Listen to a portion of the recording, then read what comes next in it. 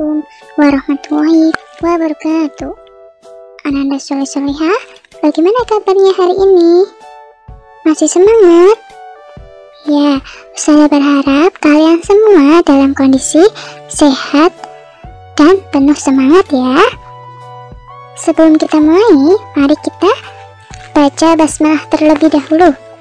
Bismillahirrahmanirrahim. Ananda Soleh-Solehah, hari ini kita belajar subtema 2 tentang bermain di rumah teman, pembelajaran 5 dan 6.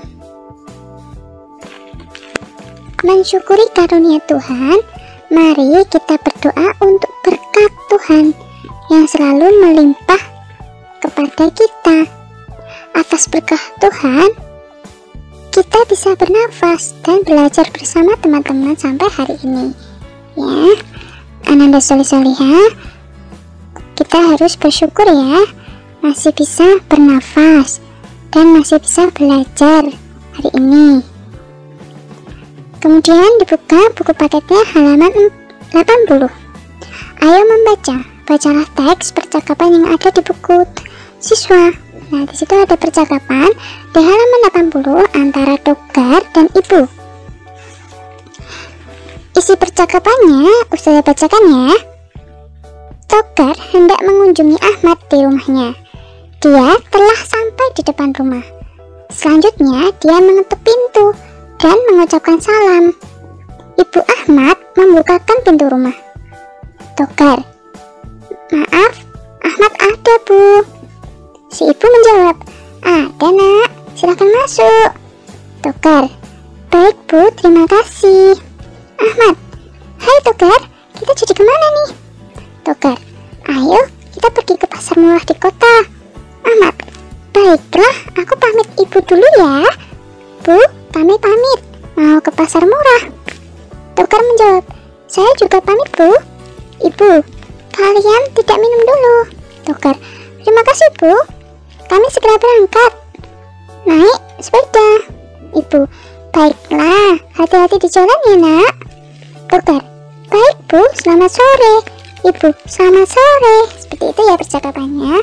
Atau Anda bisa membaca sendiri kalau misalnya saya tadi kecepatan ya.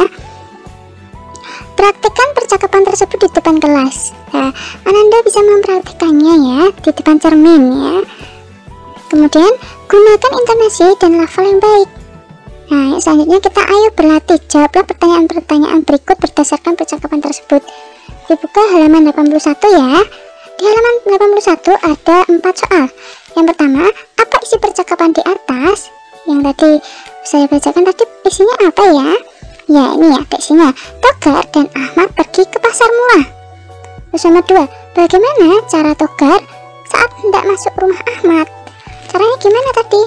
Mengetuk pintu rumah Ahmad dan mengucapkan salam ya. Terus yang ketiga, bagaimana cara Togar saat hendak pamit? Caranya gimana tadi? Saya juga pamit Bu ya. Terus yang keempat terakhir, menurut kalian bagaimana sikap Togar saat hendak bermain-maitan? Iya, sopan santun. Jadi Ananda Soleh-Solehah, ketika Ananda Soleh-Solehah sedang berkunjung atau bermain ke rumah teman ya, sebaiknya Ananda mengetuk pintu dan mengucapkan salam ya. Jangan teriak-teriak di depan rumahnya ya. Seperti ini misalnya ya, Togar, Togar, ayo main yuk. Jangan kayak gitu ya. Harus mengetuk pintu dan mengucapkan salam. Semisal pintunya dibuka ya, kan pintunya bukaan ya misalnya. Kalian yang sopan, Assalamualaikum, bisa mengetuk di jendela. Assalamualaikum, Assalamualaikum Togar, Assalamualaikum Togar, kayak gitu ya. Nah, dan ingat nadanya dan bicaranya harus sopan santun. Terus ayo berlatih. Di pasar murah ada banyak benda yang dijual. Ada yang berwujud benda padat seperti payung, tas, dan pakaian. Ada yang mengandung benda cair seperti minuman ringan. Ada yang mengandung benda gas seperti balon, bola karet. Nah, perhatikan gambar di bawah ini. Nah, ada macam-macam benda ya. Di sini ada balon, payung, bola, botol minuman atau air minumannya, terus sapu, terus pakaian, gelas yang berisi minuman, dan lampu. Sebutkan nama-nama benda di atas dan fungsinya. Kita sebutkan ya ini. Anda bisa salin di buku paketnya ya. Yang pertama ada payung. Payung fungsinya itu melindungi diri saat hujan dan panas. Yang nomor 2 ada pakaian. Fungsinya itu melindungi tubuh ya. Terus yang ketiga lampu. Fungsinya sumber penerangan di malam hari atau ketika gelap ya. Yang keempat bola atau balon. Itu termasuk itu memiliki fungsi alat olahraga atau permainan. Terus yang kelima ada sapu. Fungsinya itu alat kebersihan. Bisa disapu di jalan, di kelas, di rumah. Kan sapu macam-macam ya jenisnya. Terus yang keenam air minum. Nah, berfungsi menjaga keseimbangan cairan tubuh. Ya, seperti itu, bisa disalin ya. Terus, ayo membaca. Dibuka buku paketnya halaman 82. Di halaman 82 itu ada percakapan. Ya, Melanie siang itu bersiap-siap untuk mengunjungi Rasti. Teman baiknya, Melanie akan membuat tugas yang diberikan oleh Bu Mirna bersama Rasti. Melanie akan membahas tentang peraturan-peraturan yang harus dijalankan jika hendak bertamu ke rumah teman. Mereka membahas sejenak dan berselancar di internet. Mereka menemukan dan meringkas satu artikel menarik tentang aturan-aturan bertamu di rumah orang. Nah, aturan-aturannya itu yang pertama, jika sempat sebaiknya beritahu dulu lewat telepon bila ingin bertamu. Ya, kadang kan ada yang tidur atau kadang ada yang tidak ada di rumah. Nah, seperti itu ya. Yang kedua, bila telah berjanji datang jam sekian, usahakan tepat waktu ya. Karena kenapa? Karena belum tentu jam seseorang itu sama seperti kita. Misal ya, kita janjian jam 1, ternyata malam sampai jam 2. Nah, semisal orang yang kita ajak janjian itu ternyata jam 2-nya ada acara loh. Kan kasihan. Nah, seperti itu ya. Diusahakan kalau kita membuat janji, datangnya harus tepat waktu ya. Nomor 3, bersabarlah sampai ada yang datang membukakan pintu. Lah, semisal ya, kalian sudah membuat janji terus datang tepat waktu. Ternyata ketika kalian di depan rumah mereka yang kalian datangin itu belum dibukakan. Lah, kalian itu jangan marah ya. Harus bersabar sampai dibukakan pintunya. Bisa jadi si yang memiliki rumah itu bisa saja ke kamar mandi atau ke dapur sebentar menyiapkan jamuan buat kalian. Nah, seperti itu ya. Yang keempat, ucapkan salam. Nah, tak lupa kalian mengucapkan salam ya, jangan berteriak ya. Terus yang kelima, sedekat apapun hubungan tamu dengan penghuni rumah, namanya bertamu. Harus ingat waktu ya. Nah, ketika kalian bertamu harus ingat waktu ya, jangan lama-lama ya. Misal kalian itu ingin main, ya ingat waktu ya. Karena apa?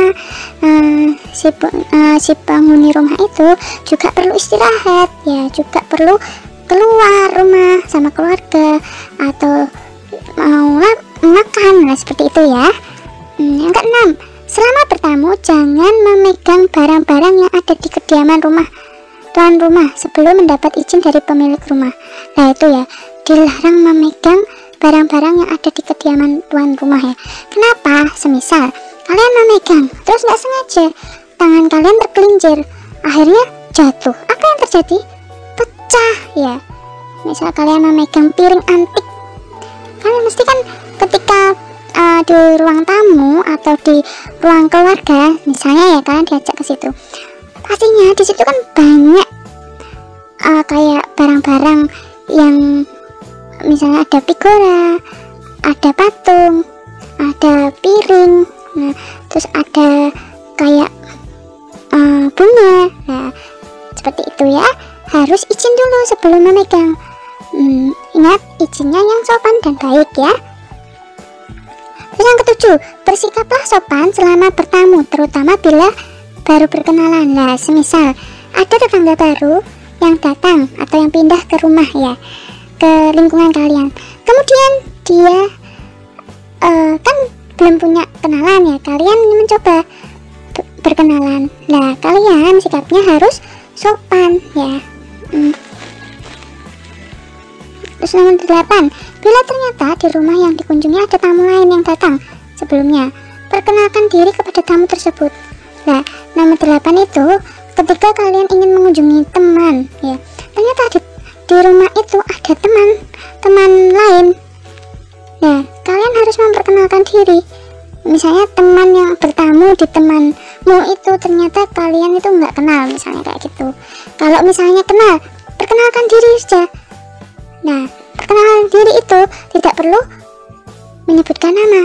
Perkenalkan, namaku Anton, seperti itu. Tidak perlu. Ini.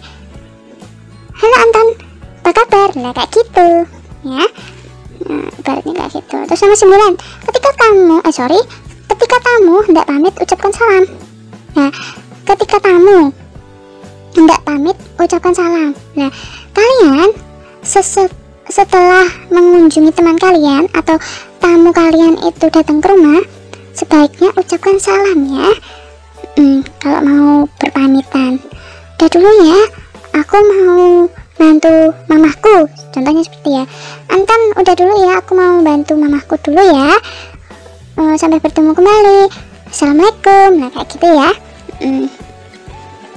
Nah, itu termasuk etika saat bertamu. Diingat-ingat ya, hal-hal apa saja yang boleh dilakukan dan tidak boleh dilakukan ya.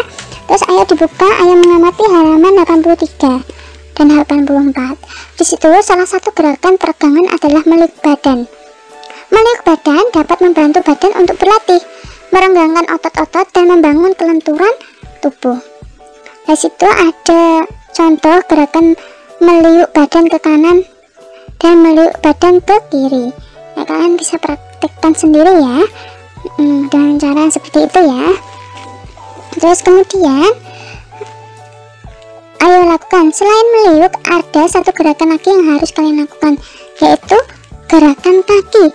Gerakan kaki memutar ya. Gerakan kaki memutar itu gantian, nggak boleh dua-duanya ya, nanti jatuh kalian ya. Misalnya kalian memutar kaki kiri, berarti kalian harus memutar kaki kiri. Terus kaki kanan ya, gantian kaki kanan gitu ya, berarti kaki kiri diam, seperti itu ya. Terus kita belajar pembelajaran 6. Ayo berdiskusi. Buatlah kelompok yang terdiri dari 5 siswa. Diskusikan dengan kelompokmu wujud benda yang ada di bumi. Tuliskan hasil diskusi kalian pada buku kerja. Sampaikan hasil diskusi kalian di depan kelas. Itu dilewati aja ya. Ayo menambah wawasan. Perubahan wujud benda. Setiap benda dapat berubah wujud menjadi gas, padat maupun cair. Faktor yang mempengaruhi perubahan benda adalah suhu. Karena perubahan suhu, suatu benda dapat mempengaruhi wujud benda tersebut. Contohnya ini ada es batu. Es batu ketika dicelupkan di air yang netral atau air biasa, maka es batu itu akan meleleh, sehingga suhu yang tadinya tinggi jadi rendah gitu ya. Terus ayo mengamati. Perhatikan gambar berikut ini yang menunjukkan ketidakpatuhan ketika berkunjung di rumah teman. Nah, ini gambar yang pertama itu ada si Anton dan ibu. Si ibu itu sedang menasihati Anton, tapi si Anton itu membelakangi ibunya, tidak melihat atau tidak mendengarkan. Nah, itu tidak sopan ya, jangan ditiru ya Ananda. Jadi ketika Ananda melakukan kesalahan, terus mamah kalian sedang menasehati, kalian harus mendengarkan dan ingat, jangan diulangi lagi seperti itu ya. Terus yang kedua, ini berteriak-teriak. Nah, itu nggak boleh berteriak-teriak ya, harus sopan. Nah, terus yang ketiga, tuh itu sudah mengetuk, sudah bagus itu. Cuman dia berteriak, woi Anton, woi Anton, woi. Nah, seperti itu sambil menggedor-gedor, itu nggak boleh ya kayak gitu ya. Yang sopan ya.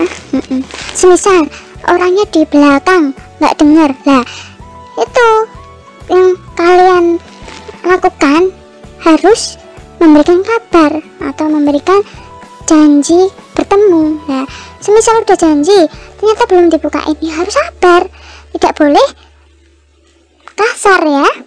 Harus sopan santun. Terus yang terakhir, gambaran terakhir itu sedang berlari di ruang tamu itu nggak boleh ya.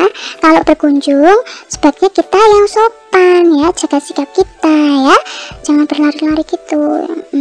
Nanti kalau misalnya berlari-lari terus ada yang pecah, terus misalnya ada yang morat-marit itu apa ya, berantakan kayak gitu, kasihan tuan rumahnya kan. Terus kita ayo mengamati. Melanie memiliki 20 manik-manik. Lah manik-maniknya itu ya, Anna dan Rusty mengelompokkan manik-manik dalam berbagai cara. Perhatikan skema berikut. Nah ini skemanya ya, 20. Nah 20 ini hasilnya ya. Gimana cara pengerjaannya? Dengan 10 dikali 2. Nah 10 manik-manik ini dikalikan 2 sama dengan 20, atau dibalik 20 kali 10. Terus apalagi ya caranya selain 10? Ada 5 dikali 4. Nah 5 dikali 4 isinya juga 20 dan dibalik 4 kali 5. Keterangan 20 adalah hasil perkalian yang diperoleh dari beberapa cara perkalian. Mengalikan. 10 kali 2 sama dengan 20, 5 kali 4 sama dengan 20, 2 kali 10 sama dengan 20, 4 kali 5 sama dengan 20. Ya, seperti itu ya caranya. Terus ini, ayo berlatih, ada 40. 40 berarti berapa kali berapa ya? Iya, 4 kali 10. Terus dibalik 10 kali 4. Terus apa lagi ya selain itu? Iya, 2 kali 20. 20 kali 2. Nah, kayak gitu ya. Terus 80. Sama ya. 8 kali 10. 10 kali 8. Terus habis itu 2 kali 40 ya, 40 kali 2. Kayak gitu ya. Terus 60 gimana ya caranya? Sama, 6 kali 10 atau 10 kali 6. Kemudian 2 kali 30 kali 2. Nah, ingat-ingat yang pertama-tama itu cari yang terendah dulu ya. Nah 2 60 biar 2 kali berapa ya isinya? 60 berarti 30. Nah kalau 70 ini, nah, berarti gimana ya? Nih 7 kali 10 kali 7. Ya seperti itu ya. Terus kalau 2 kali 35 kali 2. Kayak gitu ya Nanda Solihah. Sekarang Nanda Solihah dicoba dibuka halaman berapa ya? Halaman 92. Nanda bisa berlatih di situ ya. Terserah mau berapa ya, bisa diisi itu sesuai keinginan Ananda. Dan diingat, sisi kanan dan kiri harus hasilnya sama ya. Tidak boleh berbeda ya. Oke, alhamdulillah pembelajaran hari ini telah selesai. Ananda Solihah hari ini tidak ada tugas ya Ananda. Ananda bisa mempelajari lagi ya yang telah saya sampaikan tadi ya. Oke, kita akhiri ya. Kita baca hamdalah bersama. Alhamdulillahirabbil alamin. Ananda Solihah jaga kesehatannya dan jaga sholat 5 waktunya. Tak lupa membantu orang tua. Saya akhiri. Wassalamualaikum warahmatullahi wabarakatuh.